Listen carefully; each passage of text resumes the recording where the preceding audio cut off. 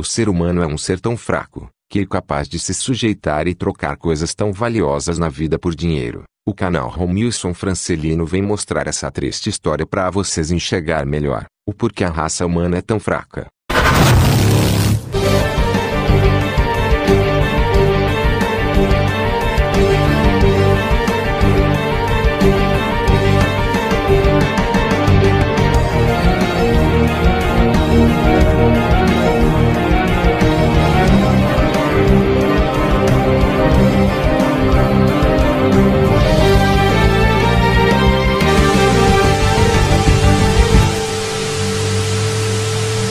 O canal Romilson Francelino traz a vocês histórias e fatos arrepiantes, histórias e fatos que vocês não sabiam. Mas antes de começar o vídeo, deixe seu like para que a gente apareça nesta enorme dimensão. Inscreva-se também nos canais parceiros, link na descrição. Abraços.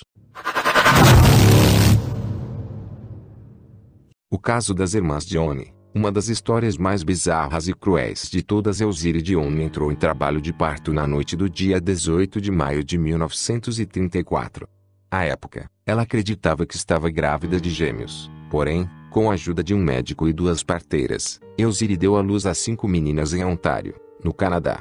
As irmãs foram as primeiras quíntuplas a sobreviver ao parto. Annette, Emily, Yvonne, Cecil e Maria nasceram prematuras e, juntas, pesavam pouco mais de 6 quilogramas. Elas eram tão pequenas que cada uma cabia perfeitamente na palma da mão de uma pessoa adulta. Devido ao baixo peso das meninas, tanto Elzire quanto seu marido, Olive, achavam que as crianças não permaneceriam vivas por muito tempo. Logo após o parto, Elzire entrou em choque e o médico que atendia chegou a pensar que ela pudesse morrer também. Felizmente, ela se recuperou depois de 2 horas e suas filhas, depois de algumas semanas. Reprodução. Até então, as crianças passavam horas deitadas em um cesto à beira do forno do fogão, para receberem calor. Além disso, eram mantidas em constante vigilância e recebiam para mamar uma mistura de água, xarope de milho, leite rum. Mulheres da vizinhança que amamentavam também ajudaram a família, doando leite materno todos os dias. O irmão de Olive tinha contado a um jornal local a respeito do nascimento das 5 meninas, e a repercussão foi tamanha que pessoas de todo o vilarejo se ofereciam para ajudar. Em pouco tempo, a notícia havia se espalhado para todo o continente. De repente, a família estava recebendo ofertas que buscavam expor as meninas, conhecidas em todo o país. Elas já eram chamadas de símbolo de força durante a Grande Depressão e também de crianças de circo. Olive, que era um fazendeiro pobre, acabou fechando o negócio com a Feira Mundial de Chicago e topou exibir as filhas. No dia seguinte à assinatura do contrato, Olive se arrependeu e cancelou a autorização, mas já era tarde demais. Alguns dias depois, quando as meninas tinham apenas 4 meses de idade, o governo de Ontário, alegando preocupação com o bem-estar delas, resolveu tirar a guarda dos pais. A medida, no entanto, só contribuiu para a exploração das meninas.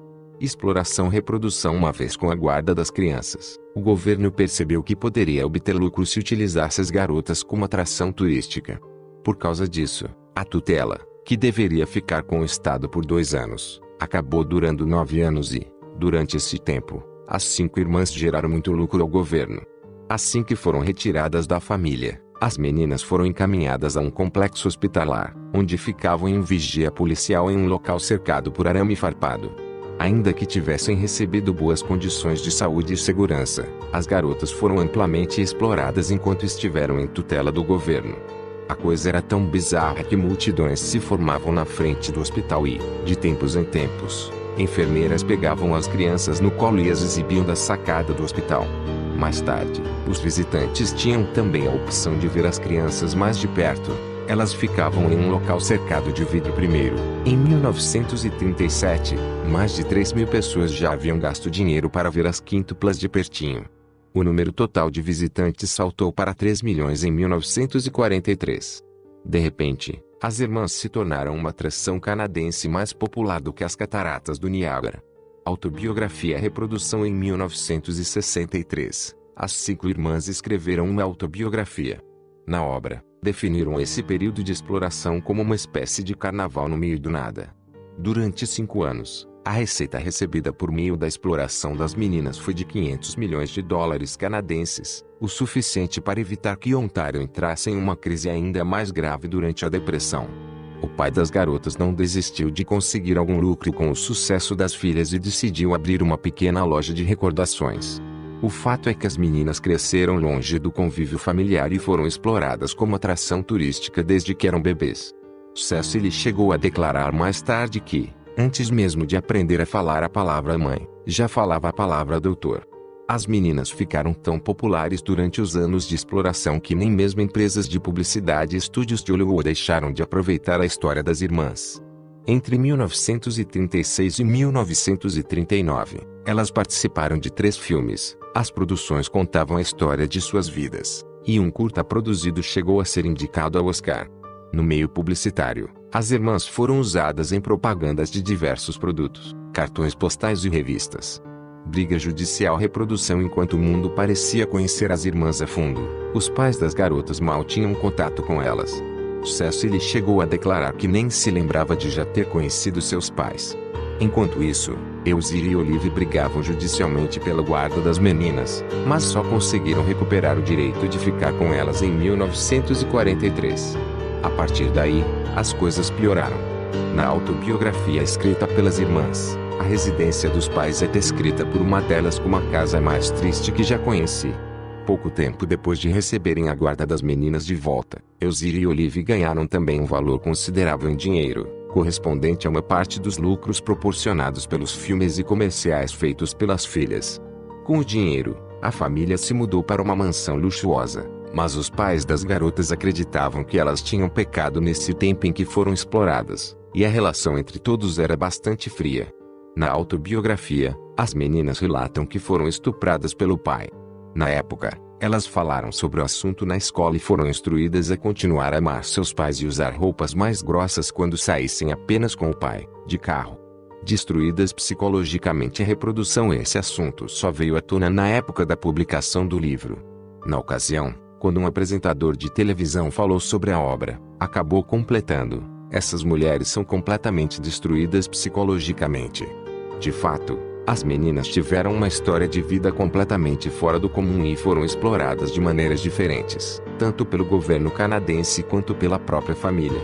Ainda assim, nenhuma medida foi tomada para que elas recebessem algum tipo de suporte psicológico. Quando completaram 18 anos de idade, as 5 irmãs saíram de casa e, a partir daí, nunca mais falaram com os pais. 2 anos após isso, Emily morreu depois de ter uma forte convulsão e, 16 anos depois, Maria morreu também devido a um problema sanguíneo. Injustiça. Reprodução. Na década de 1990, Annette e Cecily, que estavam divorciadas, foram morar em Montreal com Yvonne. A situação financeira delas também não era favorável, apesar de terem arrecadado milhões de dólares. Seus pais torraram a parcela que receberam quando elas ainda eram menores de idade e, na época em que as 3 irmãs foram morar juntas, a renda total delas era de 525 dólares canadenses por mês. Desamparadas, foram pedir ajuda ao governo canadense, já que, durante anos, elas serviam de fonte de arrecadação de renda a esse mesmo governo.